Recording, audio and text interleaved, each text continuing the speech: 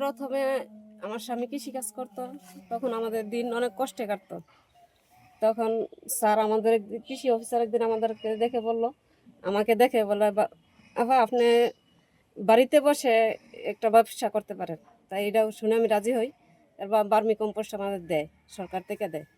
দেওয়ার পরে আমরা কিছু জৈব সার লালন পালনের উদ্যোগ নিই।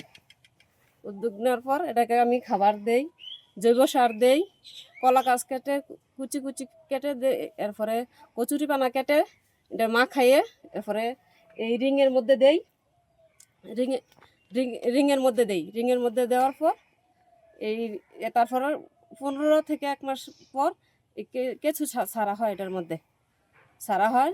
তারপর এটা খাবার খায়, পানি দিতে হয় মাঝে মাঝে। খাবার খাওয়ার পর এটার মধ্যে জৈব সার তৈরি হয়, আর ভিতরে কিছু বাড়তে থাকে। হ্যাঁ, তখন এখন আমি কিছু বিক্রি করতে পারি, পাশাপাশি জৈব সারও বিক্রি করতে পারি। আগে অনেক কষ্টে দিন কাটাতাম, এখন আমি আমার ছেলে মেয়ে নিয়ে এই জায়গায় কাজ, আমার ছেলে মেয়ে আমার সাথে লেখাপড়ার পাশাপাশি আমার সাথে কাজ করে। ভার্মি কম্পোস্ট উৎপাদন করতে হলে আমার প্রধান যে উপকরণটি সেটি হচ্ছে কেঁচু। এই কেঁচু তার এখান থেকে বিশাল একটা সেল দেওয়া হয় এখানে। তাকে যখন প্রথমত দেওয়া হয় সে খুব অসহায় টাইপের ছিল, সে প্রান্তিক লেভেলের একজন কৃষানি সে ছিল, খুবই দরিদ্রতা তার ঘরে দেখা দিয়েছিল। তাকে পরামর্শ দিয়ে ভার্মি কম্পোস্ট তাকে দেওয়া হয়, সেখান থেকে সে তার পিছু টানটা অনেকটাই চলে যায়। আমরা 2 কেজি ভার্মি কম্পোস্ট আর কিছু উপকরণ দিয়ে তাকে আমরা প্রাথমিক পর্যায়ে তাকে আমরা একটা অবস্থান তৈরি করে দিই।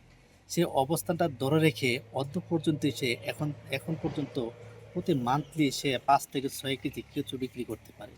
কিছু দেখে মানুষ অনেক হয়ে ঘৃণা করছে। মনে করেন ওনাদের উৎপাদন করে ওনাদের দি মনে করেন লাভ দেখে অনেক হয়ে আগাইতেছে কাউসার মামু আমাদের এলাকার। কিছু চাষ কইরা মনে করেন কলা গাছ দিয়ে গোবর দিয়ে কিছু চাষ কইরা ভাগ্য পরিবর্তন হয়েছে, সব কিছু হইতেছে না। একটা দেয় দিয়ে মনে করেন লোকজন রাইতাছে নিতেছে।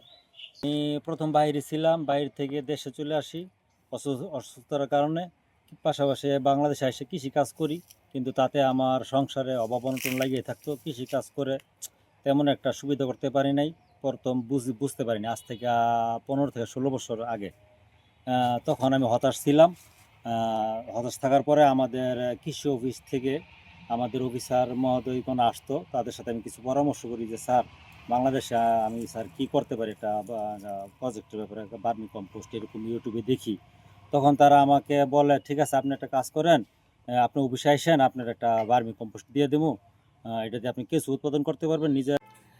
আমাদের এনএটিপি প্রকল্পের আওতায় আমাদের কৃষানি মুর্শিদা বেগমকে আমরা 4-5 বছর আগে একটি প্রদর্শনী দিয়েছিলাম। সেই প্রদর্শনীতে উনি জৈব সারের উৎপাদনের পাশাপাশি উনি যে রেড ওয়ার্ম নামক যে ভার্মি কম্পোস্টের যে কেঁচুটি সেটি উনি বাণিজ্যিকভাবে বিক্রির উদ্যোগ নিয়ে থাকে।